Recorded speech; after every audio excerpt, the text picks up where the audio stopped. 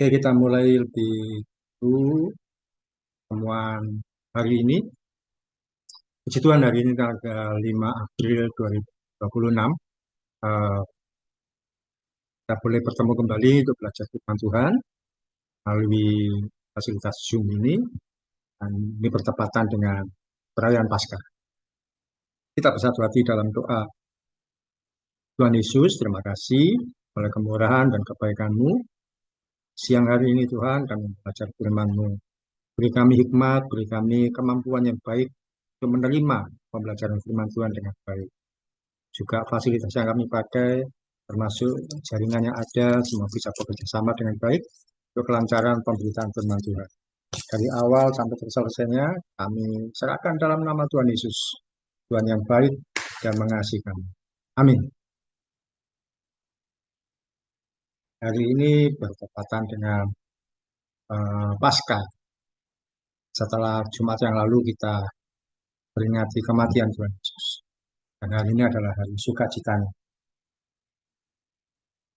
Oke, saya sampaikan dari PowerPoint ini.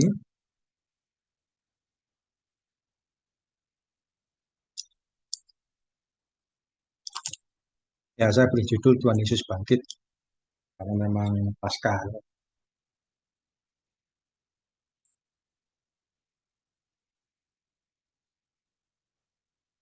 Oh ya, Niko Nerva minggu depan kita libur dulu karena kebetulan saya ada acara keluarga di Madiun, jadi ada eh, saudara yang menikah. Minggu depan kita libur dulu, terus nanti tanggal 19-nya kita coba bikin perayaan Paskah sederhana. Ya seperti Natal yang Baik, lalu. Pak. Pak. Judul Tuhan Yesus bangkit. Pengantarnya setelah Tuhan Yesus disalibkan, Tuhan Yesus mati. Namun kematian Tuhan Yesus bukan akhir segalanya. Pada hari ketiga, Tuhan Yesus bangkit seperti yang Dia janjikan. Kebangkitan Tuhan Yesus merupakan bukti terbesar bagi iman kita. Nah, pembelajaran firman Tuhan kali ini kita akan coba melihat beberapa mitos seputar Paskah yang mungkin bisa jadi kita tahu, tapi hanya sekedar menjalani dan tidak tahu apa situasi di baliknya. Nah, yang pertama ada tradisi telur Paskah. Kenapa kok sering kali ketika sekolah minggu terutama itu ada bagi-bagi telur? Ya, kalian bagi telur mendapatkan telur itu waktu sekolah minggu apa sesudahnya juga masih dapat? Apa sampai sekarang di remaja masih dapat telur Paskah? Elva, atau waktu apa dapat Oh, pas waktu sekolah minggu aja sih, Pak. sekolah minggu aja ya? Di perutnya kan tidak. Ya biasanya waktu sekolah minggu terus ada telur. Nah, ada tradisi kuno ya legenda ya, artinya itu tidak percaya pun tidak apa-apa karena tidak ada di Alkitab. Yaitu seorang Maria Magdalena. Maria Magdalena adalah seorang wanita yang kaya, kemudian satu kali dia mengalami kerasukan roh jahat. Dan roh jahat itu diusir oleh Tuhan Yesus, dan Maria pun ikut Tuhan Yesus kemanapun melayani. Nah, satu kali ketika Tuhan Yesus sudah mati, sudah bangkit, sudah naik ke surga, Maria Magdalena ini berbicara kepada eh, Kaisar Tiberius. Jadi dia ada di istana Kekaisaran Roma dan Kaisar Tiberius ada di situ sebagai pemimpinnya. Maria Magdalena seringkali berkata, berbicara tentang Yesus yang mati lalu bangkit. Kaisar Tiberius tidak percaya lalu berkata, mana mungkin ada orang mati lalu bangkit. Kemudian Maria Magdalena mengambil telur dan berkata bahwa telur ini akan berubah menjadi merah untuk membuktikan apa yang saya katakan itu benar. Dan tiba-tiba telur itu menjadi berwarna merah seperti darah Yesus. Telur itu tiba-tiba menjadi membuktikan bahwa yang dia sampaikan itu benar. Bahwa Yesus sudah mati kemudian bangkit dari kematian. Sejak itu ada tradisi sampai sekarang telur Paskah diwarna-warnai. Si telur Paskah. Nah, kemudian ini kita tentu tahu perjamuan terakhir Yesus dan murid-murid. Seringkali yang kita lihat yang gambar kiri ini, gambar yang saya kasih tanda ini. Siapa pelukisnya? Tahu enggak? Niku, pelukis terkenal. Enggak, Pak. Namanya Da Vinci. Dan Leonardo da Vinci. Ada istilah Da Vinci Code dan Mona Lisa. Nah, sekali ini pernah lihat tapi lukisan ini, Nico. Pernah, Pak. Nah, ya. Nah, Pak pernah juga ya. Pernah, Pak. Sering ini ya, ditampilkan di mana-mana. Padahal ini tidak sesuai kenyataan. Ini Da Vinci itu melukiskan berdasarkan dia orang Itali. Orang-orang Eropa itu kalau makan duduk bersama satu meja, nah, seperti ini. Nah, ini tidak sesuai dengan kebenaran yang ini pandangan dia orang Eropa. Nah, kalau di tradisi zaman Yesus, ketika duduk perjamuan, ya jamuan terakhir itu duduknya letter U, berkeliling seperti yang sebenarnya terjadi. Bukan yang Da Vinci gambarkan. Ini yang benar perjamuan yang sebelah kanan. Nah, oke, ini hal-hal yang ya si pasca tapi seringkali jadi salah paham. Ya, kita masuk dalam pembelajaran firman Tuhan Matius 12 ayat 40. Nelva, tolong bacakan. Sebab seperti Yunus tinggal di dalam perut ikan 3 hari 3 malam, demikian juga anak manusia akan tinggal di dalam rahim bumi 3 hari 3 malam. Ya, ini adalah Tuhan Yesus menyampaikan kepada muridnya, kepada orang tuanya, tanda anak manusia. Waktu itu ada yang bertanya, apa tanda anak manusia itu terjadi ya? Tuhan Yesus berkata, seperti Yunus tinggal di dalam perut ikan 3 hari.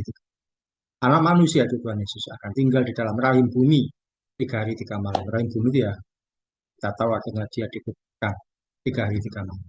Niko, Markus 15 ayat 42. Markus 15 ayat 42.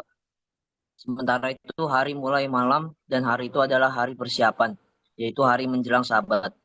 Ya, eh, yang kalian ketahui, hari Sabat itu hari apa? Maksudnya di antara hari-hari yang ada itu, Sabat itu hari apa, Niko? Eh, Hari Sabat tuh hari Minggu kayaknya ada, Pak. Kalau Nelva tahu, di Sabat itu hari apa? Hari Minggu, Pak.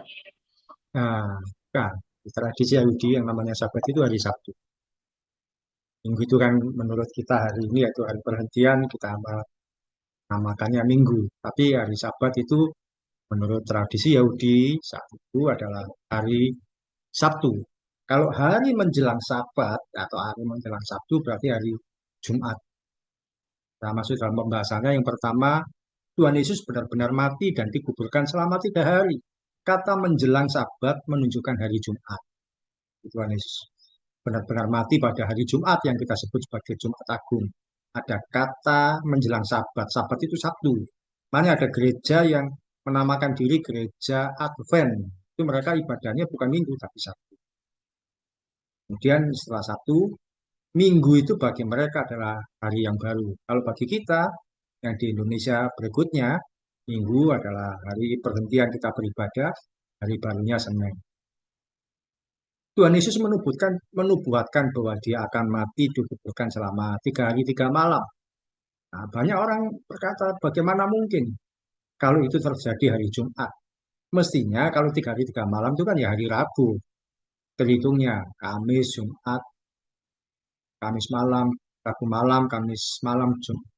Ya pokoknya itu. Jadi terhitung 3 hari 3 malamnya.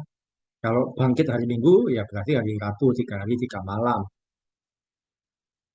Rabu ke Kamis, Kamis ke Jumat, Jumat ke Sabtu, terus kemudian bangkit hari Minggu. Ya. Jadi kan itu kalau perhitungan 24 jam. Nah, ini saya ajari kalian.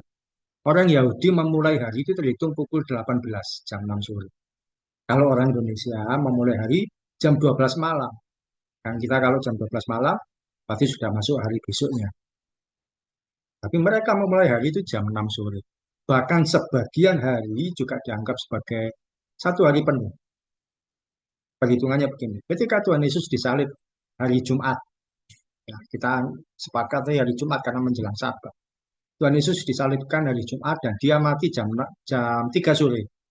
Nah, Jumat jam 3 sore itu sudah dianggap satu hari satu malam. Perhitungannya begitu, sebagian hari dianggap sebagai satu hari penuh. Kemudian ketika hari Jumat jam 6 sore itu sudah masuk hari Sabtu, hari Sabtu berarti adalah hari kedua. Sabtu hari kedua itu dijalani. Dan Yesus sudah mati dikuburkan. Kan sebelum sebelum Sabat, sebelum jam 6 sore itu mayat sudah harus diturunkan. Karena tidak boleh ada mayat tergantung di hari Sabat. Dan Sabtu sore jam 6, ya Sabtu jam 6 itu sudah masuk hari Minggu. Itu sudah dihitung satu hari satu malam. Sabtu sore jam 6 itu sudah terhitung hari Minggu. Dan hari Minggunya Tuhan Yesus bangkit pagi. Jadi benar bahwa Tuhan Yesus mati 3 hari 3 malam, kan? Menurut hitungan dari Yahudi, jangan dihitung dari ukuran Indonesia, tidak akan ketemu. Karena perbedaannya adalah orang Yahudi memulai hari jam 6 sore. Dan orang kalau kita kan jam 12 malam. Misalkan hari ini, hari Minggu, ini sudah dihitung satu hari, satu malam. Nanti Minggu jam 6 sore itu sudah dihitung hari. Ya, kira-kira begitu. Jadi benar bahwa Tuhan Yesus mati dikuburkan 3 hari. Nah ini yang saya sampaikan tadi. Tuhan Yesus disalibkan hari Jumat. Itu hari pertama. Nubuatan Tuhan Yesus terjadi sesuai dengan kenyataan. Apa yang sudah dicatat oleh Alkitab tidak meleset sedikit pun. Tuhan Yesus memang mati dan benar-benar bangkit. Jadi Tuhan Yesus benar-benar mati, disalibkan, dia mati. Jam 3 sore itu dia berkata, dia Bapa ke dalam tanganmu kuserahkan nyawa. Dan tidak lama setelah itu ada Yusuf Arimatea yang meminta mayat Yesus diturun. Benar-benar Tuhan Yesus yang mati, bukan diserupakan. Kalau ajaran agama lain ada berkata bahwa, oh itu wajahnya diganti orang lain, kemudian Yesusnya itu naik ke surga diamankan selamat. Tidak, yang mati. Bahkan ada yang bilang itu Yudas Iskariot yang disalib. Nah itu malah ngawur. Dan benar Yesus yang mati di kayu salib. Tuhan Yesus disalibkan menjelang Sabat. Jadi kalau Sabat itu Sabtu berarti dia disalibkan hari Jumat. Sesuai nubuatan bahwa anak manusia di dalam perut bumi selama 3 hari. Gambar Tuhan Yesus disalib. Quote yang pertama, Tuhan Yesus menginap di perut bumi tidak perlu waktu lama, cukup 3 hari saja. Sebab dia bangkit memberikan keselamatan bagi kita. Tadi kan di ayatnya itu yang dibaca Nelva, tinggal di dalam rahim bumi. Tanggap dia menginap di rahim bumi, di perut bumi. Tidak perlu waktu lama. Hari ketiga dia. Sharing pertama, pernahkah kalian itu menginap di luar rumah? Misalkan oleh karena satu acara tinggal di hotel atau di villa atau ikut retreat. Yang mana di antara kalian pernah sampai saat ini tentu berkali-kali tentu pernah yang berkesan akan menginap di luar rumah. Kalau Nelva pernah mungkin yang di mana atau waktu retreat itu tempatnya enak, nyaman, bagus. Eh, Ketika diajak di hotel atau dimanapun ya, rumah pengalaman umum yang menginap berkesan.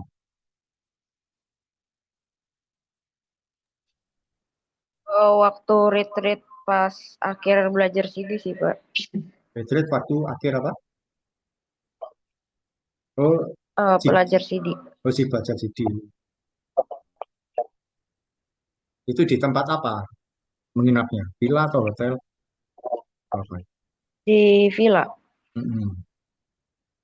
Apa yang menurutmu bahwa oh situ enak berkesan? Karena di situ seru aja sih, Pak, bareng teman-teman. Bisa ketemu teman-teman ya. Tidak dari fasilitas atau makan-makannya. Kalau dari fasilitas sama makan-makannya sih, ya aja sih, Pak. Cuman yang lebih paling bikin terkesan tuh karena emang Tapi dari bertemu dengan teman-teman karena kan jarang sekali nginap bersama dengan. Ya, luar biasa. Kalau menurut Niko, apa pengalamanmu yang berkesan ketika menginap, situasinya menginap di luar rumah? Karena itu. Sama kayak apa Pak? Pas Mm-mm. waktu eh, apa CD, Jadi, potret CD. kenapa kalau menurutmu berkesan? Berkesan karena eh, selama 3 hari itu kan nggak kerasa terus Hmm. nggak tidur Oh, enggak nggak tidur. tidur terus iya banyakan begadangnya terus main game juga kan dari materi CD-nya itu Oh, seru gitu terus berenangnya udara dinginnya gitu makan di- makannya fasilitasnya juga bagus Pak. oh, iya. Di mana itu tempat vilanya? Daerah apa? Puncak kah atau di mana? Waktu itu menginapnya di di mana? pun- di puncak kayaknya Pak. Puncak ya. Orang Bekasi, Jakarta dan sekitarnya. Kalau acara di luar kota biasanya memang puncak ya, dingin. Ya luar biasa. Tapi sebelum CD itu kalian pernah tuh retreat atau menginap di tempat lain itu pernah, Niko? Sebelum sini nggak pernah Pak nggak Oh, pernah enggak ikut pernah. Nikonya. Oh, enggak pernah Iya ikut, enggak ada retreat. emang ada cuman Nikonya belum aktif di gereja sebelum CD Oh, di sekolah enggak ada retreat. karena waktu itu kan di sekolah eh, ada cuman nggak nginep nginep cuman kan bayar ya, mahal Pak. Oh, oke, oke. Pengalaman kalian justru terjadi ketika belakangan-belakangan ini ya. Nah, sudah SMA. Tiap situan. Jika menginap di luar itu kita tentu menemukan kesan-kesan yang berbeda dari ketika di rumah. Ya, tentu tidak perlu setiap hari, tapi ada kesan tersendiri. Ketika saya satu kali ada kesempatan menginap di hotel, hotelnya murah, harganya cuma 350.000. Dan di situ saya mengadakan baptis.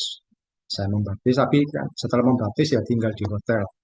Nah, makanannya hotel yang cukup murah, tapi makanannya enak-enak. Kalau di hotel itu kan kita makan itu sarapan dikasih kesempatan jam 6 sampai jam 10. Selama jam-jam itu kita bisa bebas, senang sekali.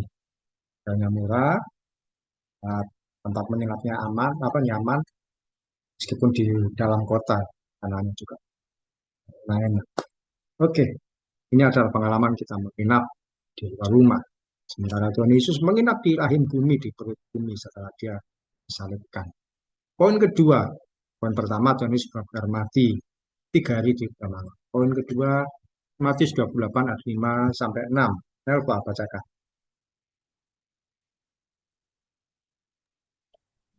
Akan tetapi malaikat itu berkata kepada perempuan-perempuan itu, "Janganlah kamu takut, sebab aku tahu kamu mencari Yesus yang disalibkan itu. Ia tidak ada di sini, sebab ia telah bangkit, sama seperti yang telah dikatakannya. Mari lihatlah tempat ia berbaring." Iya, ini ada beberapa perempuan, di antaranya Maria Magdalena, kemudian Maria yang lain juga itu mengunjungi kubur Yesus. Karena mereka itu kan pernah mendengar Yesus akan bangkit hari ketiga. Mereka coba membuktikan, benar enggak? Kalau enggak benar ya, enggak apa-apa. Mereka mau apa melihat jenazah Yesus. Kalau istilah orang sekarang itu apa? Bukan melayat ya, melayat kan orangnya baru nyekar atau ziarah. Tapi ketika datang ke situ, malaikat berkata, aku tahu kamu cari Yesus yang disalib. Dia sudah tidak ada di sini. Sebab dia sudah bangkit. Seperti yang telah dikatakan. Malah diajak, lihat tempat dia berada. Niku, bacakan 1 Korintus 15 ayat 17.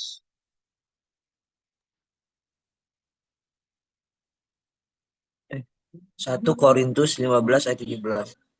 Dan jika Kristus tidak dibangkitkan, maka sia-sialah kepercayaan kamu dan kamu masih hidup dalam dosamu. Iya, ini Rasul Paulus menuliskan pada jemaat di Korintus, kalau Kristus nggak bangkit, sia-sia kepercayaan. Yang kedua, kebangkitan Yesus itu bukti iman terbesar. Beberapa orang perempuan membuktikan bahwa Yesus memang bangkit.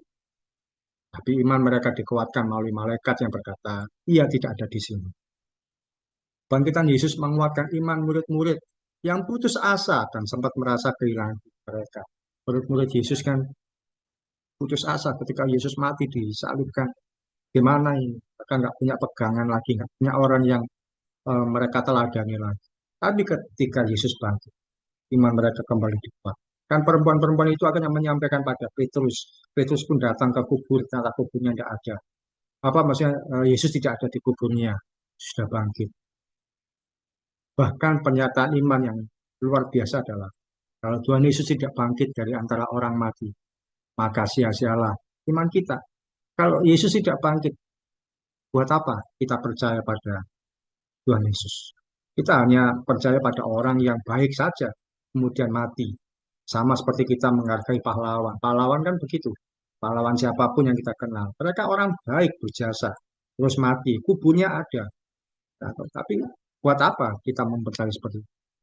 Kita hanya akan beriman pada orang yang mati jadi sama seperti orang lain. Maaf ya, teman-teman kita dari iman yang lain. Mereka itu mempercayai atau beriman pada tokoh-tokoh mereka yang sudah mati dan tidak pernah dibangkitkan. Kuburannya ada, jasadnya pun masih ada. Siapapun yang mereka anggap orang-orang baik, tokoh-tokoh mereka. Tapi Tuhan Yesus, kuburnya ada, bekas kuburannya ada. Tapi tidak ada lagi bekas jasadnya. Ketika orang-orang datang berkunjung ke sana sekarang ini ke Israel, mereka hanya melihat kubur yang kosong, tidak akan melihat bekas jenazah Yesus. Yesus benar-benar. Justru Yesus bangkit ini, iman kita menjadi kuat bahwa ini bukti iman terbesar apa? Yesus bangkit. Nah, ini sebuah gambaran Tuhan Yesus bangkit dari kubur pada hari ketiga. Ada kalimat tadi yang dibaca oleh Nelva. Oh, bukan. Di Matius 28 ayat 1, sesudah hari Sabat. Nah, sesudah hari Sabat itu adalah hari pertama, itu adalah hari Minggu. Dan Yesus bangkit dari Minggu, tepat seperti saat Paskah sekarang ini. Kebangkitan Tuhan Yesus bukti iman kita yang besar. Jadi kita beriman pada Tuhan yang hidup, Tuhan yang bangkit dari kematian, Tuhan yang eh, punya kuasa yang lebih dari itu. Ketika Yesus lahir, banyak hal yang jadi olok-olokan. Maria belum menikah, sudah dari mana itu anaknya. Bahkan ketika lahir bisa jadi omongan, oh, itu anak haram. Ketika Yesus disalibkan, ketika Yesus buat mujizat pun juga banyak orang yang menghina Yesus. So, itu sesat yang dilakukan Tuhan Yesus. Itu sesat yang dilakukan oleh Yesus. Dari mana itu? Itu enggak benar. Yesus disalib pun jadi olok-olokan. Ah, Tuhan kok mati, Tuhan kok telanjang, Tuhan kok dipukuli. Itu bukan Tuhan namanya. Ketika akhirnya dia bangkit, itu membungkam semua mulut. Apapun tidak berani. Ternyata memang. Nah, Tuhan yang disembah orang Kristen. Tuhan yang tidak hanya mati, tapi bangkit dari kematian. Yang membedakan Tuhan Yesus dengan tokoh spiritual lainnya, yaitu kuburannya ada, jejaknya ada, tapi jasadnya tidak ada. Makamnya masih ada sampai sekarang kuburan Yesus. Jejaknya ada, jejak apa? Jejak perjalanan kematian yang disebut Via Dolorosa. Yesus memanggul kayu salib. Itu perjalanannya masih ada. Tempat-tempat sampai dia mati ada, tapi jasadnya tidak. Sharing yang kedua. Pernahkah kalian mengunjungi sebuah makam atau menghadiri ibadah kematian? Bagaimana kesanmu ketika datang di sebuah ibadah kematian atau apa namanya itu eh, prosesi sebelum jenazah dimakamkan? Elva, pernah datang ke satu acara kematian atau datang ke sebuah makam? Bagaimana kesanmu ketika ada di situasi itu? Pernah Pak, Hmm. sedih sih Pak pertama. Sedih ya pertama kali ketika datang ke sebuah acara kematian, kehilangan seseorang ya kita Iya. kenal. Siapa? Oke, terima kasih. Kalau Niko, bagaimana kesanmu ketika menghadiri sebuah acara kematian?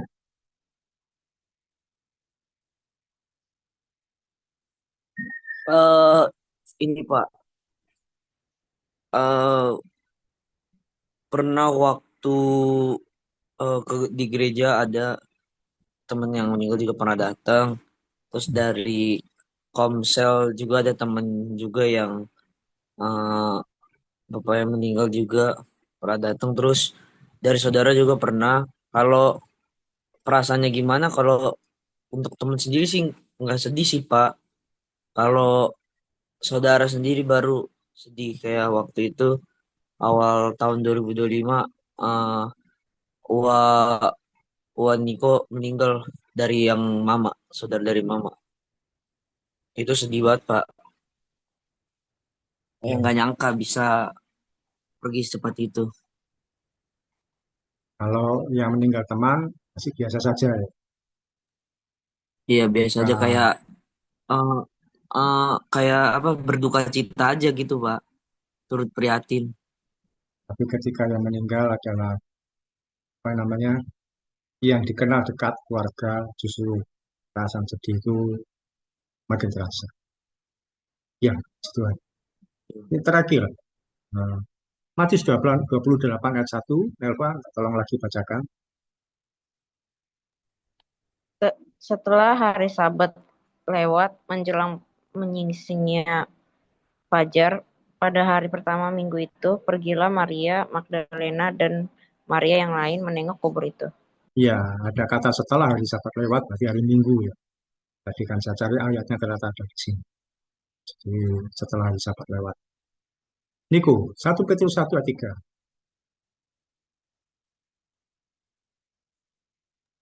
1 Petrus 1 ayat 3. Terpujilah Allah dan Bapa Tuhan kita Yesus Kristus yang karena rahmatnya yang besar telah melahirkan kita kembali oleh kebangkitan Yesus Kristus dari antara orang mati kepada suatu hidup yang penuh pengharapan. Iya, kebangkitan Tuhan Yesus memberikan pengharapan. Yang poin ketiga atau terakhir, kebangkitan Tuhan Yesus merupakan sukacita kita yang terbesar. Paskah yang dirayakan oleh orang Yahudi itu untuk memperingati keluarnya bangsa Israel dari tanah Mesir. Ketika Tuhan Yesus mau disalibkan itu mereka sedang merayakan Paskah, akan memperingati Paskah. Itu memperingati keluarnya bangsa Israel dari Mesir. Tapi Paskah yang kita rayakan saat ini yaitu kebangkitan Tuhan Yesus dari kematian. Paskah membuktikan pada dunia bahwa iman percaya dalam Kristus tidak perlu dilakukan lagi. Itu tadi saya sampaikan, Yesus lahir masih bisa diolok-olok, mati bisa dihina. Tapi ketika Yesus bangkit, semua mulut bungkam. Sebab tidak ada tandingannya. Yang mana tandingannya bahwa ada orang mati bisa bangkit dan bisa memberikan jaminan keselamatan selain dalam pribadi Tuhan Yesus. Hanya ada gambar ibadah di gereja. Sebenarnya kalau mau kita renungkan, Paskah itu tidak kita rayakan hanya satu kali, tapi sebanyak 52 kali. Kenapa? Hari Minggu dalam satu tahun itu ada 52. Ibadah Minggu pada dasarnya merupakan ekspresi sukacita kita atas kebangkitan Tuhan Yesus. Jadi kalian beribadah itu bukan untuk apa semacam liturgi atau kewajiban saya seorang Kristen, tapi ketika beribadah itu karena bersukacita terhadap Yesus yang sudah. Itu kita wujudkan dalam ibadah setiap hari ini. Kita datang hari Minggu, kenapa? Karena mau bertemu dengan Tuhan Yesus. Kan seringkali orang kalau ditanya begitu, apa yang datang ke gereja? Mau bertemu dengan Tuhan berarti kan bertemu dengan pribadi yang hidup dalam pribadi Yesus Kristus sendiri. Dia hidup. Karena itu setiap hari Minggu kita datang ibadah di hari Minggu adalah karena ekspresi kita sukacita atas kebangkitan Tuhan Yesus. Dan itu adalah kalau boleh disebut ya itu juga sama dengan Paskah dua kali. Jadi hari raya orang Kristen adalah paling yang dirayakan setiap minggu. Kebangkitan Tuhan Yesus memberikan pengharapan dan sukacita yang besar. Sebab Tuhan Yesus lebih besar dari masalah dan pergumulan. Poin terakhir diskusi kita, manfaat apa yang kamu dapatkan ketika menghadiri ibadah minggu? Kalau Nelva, apa sih yang kamu dapatkan ketika menghadiri ibadah minggu?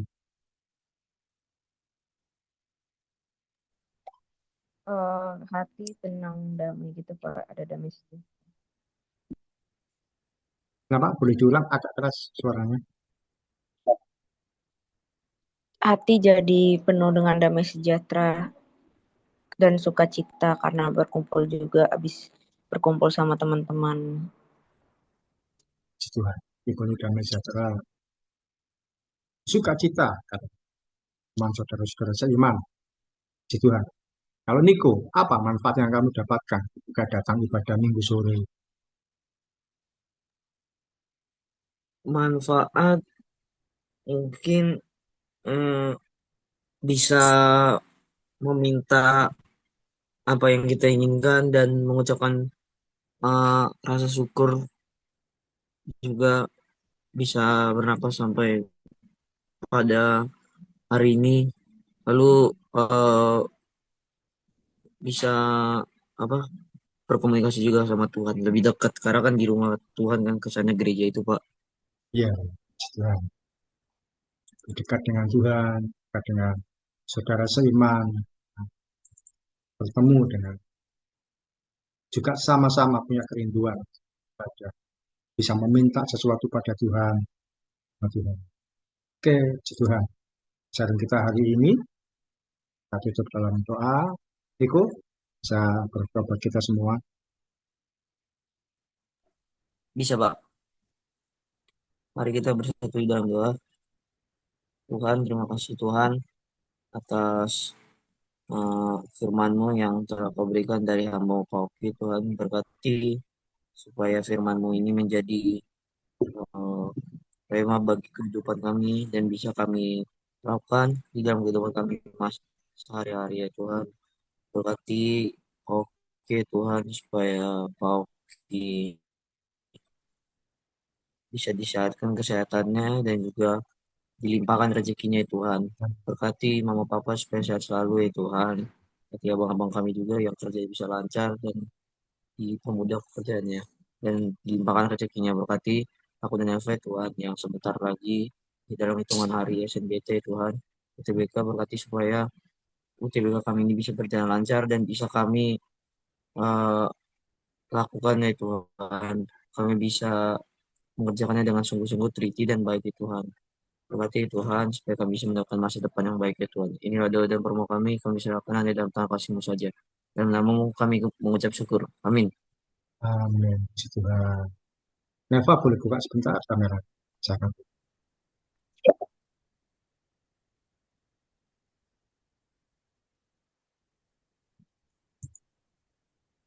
Oke, terima kasih Puji Tuhan. Selamat Paskah. Tuhan memberkati. Terima